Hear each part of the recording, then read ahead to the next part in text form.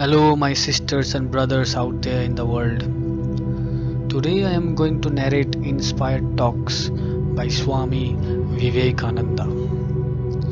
And I am confident that if you listen to inspired talks, it is not only going to help you immensely in your life, but also it is going to give you clarity and a peaceful mind, regardless of what is going on in the outside world.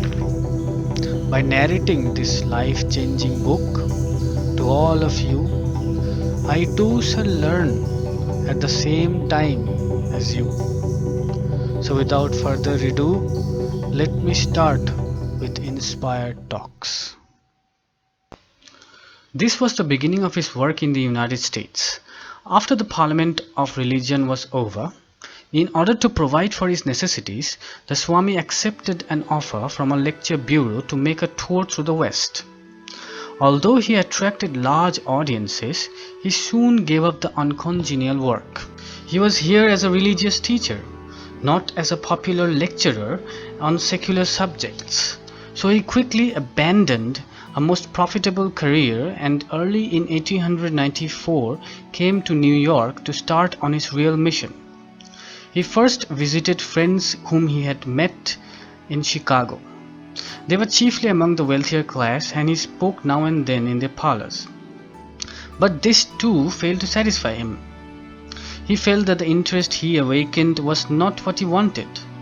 It was too superficial, too much mere amusement seeking. Therefore he decided to have a place of his own where all earnest truth seekers, whether rich or poor, would be free to come. A lecture before the Brooklyn Ethical Association led naturally to this independent teaching. Dr. Lewis G. Janes, the president of the association, had heard the young Hindu monk, and much attracted by his abilities as well as by his message to us of the Western Hemisphere, had invited him to speak before the association. It was on the last day of 1894.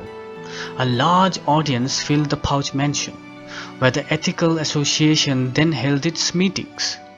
The lecture was on Hinduism, and as the Swami, in his long robe and turban, expounded the ancient religion of his native land, the interest grew so deep that at the close of the evening there was an insistent demand for regular classes in Brooklyn.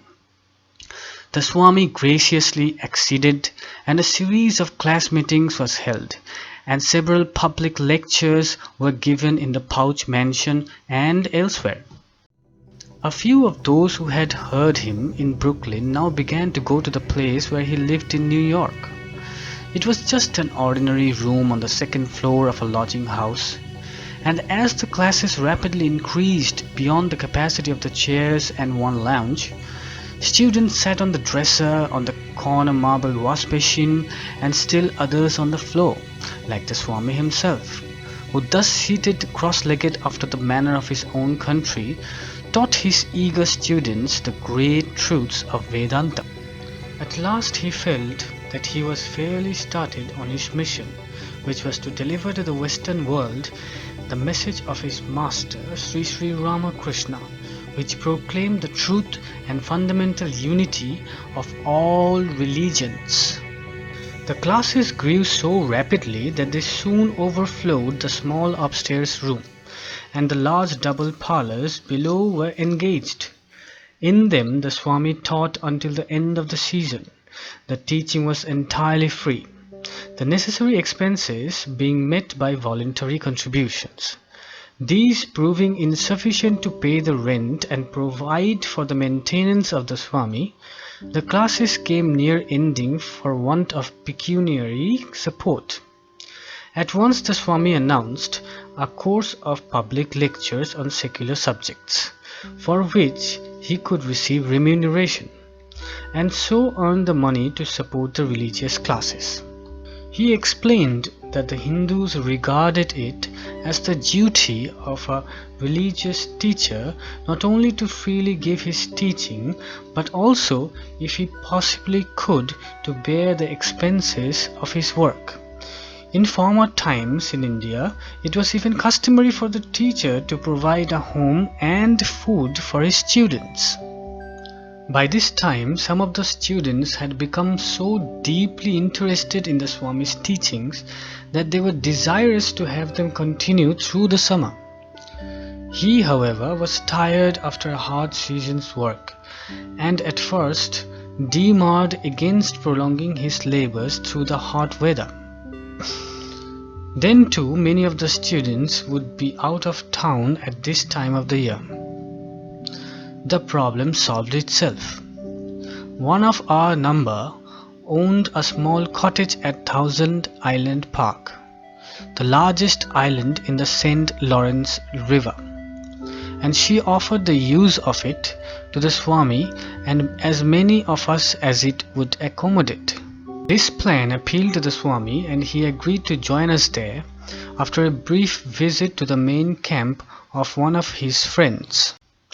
Miss D, the student to whom the cottage belonged, feeling that a special sanctuary should be prepared for the occasion, built, as a true love offering to her teacher, a new wing that was nearly as large as the original cottage.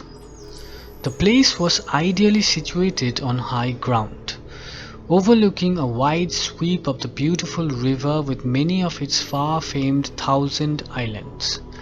Clayton could be dimly discerned in the distance, while the nearer and wider Canadian shores bounded the view to the north. The cottage stood on the side of a hill, which on the north and west sloped abruptly down towards the shores of the river, and of a little inlet that, like a small lake, lay behind the house. The house itself was literally built upon a rock, and huge boulders lay all around it.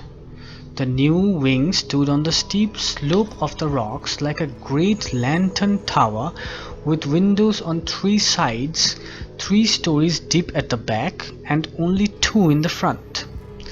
The lower room was occupied by one of the students. The one over it opened out of the main part of the house by several doors, and being large and convenient became our classroom, where for hours each day the Swami gave us familiar instructions. Over this room was the one devoted exclusively to the use of the Swami. In order that it might be perfectly secluded, Miss D had supplied it with a separate outside staircase, although there was also a door opening upon the second story of the piazza. I end the episode here. In the next episode, I shall pick up where I left off, with the hope that you too shall stay with me and accompany me with this wondrous book by this great master. I shall see you all in the next episode. Till then, take care everyone. I wish you all a very, very peaceful mind. Om Shanti, Om Shanti, Om Shanti.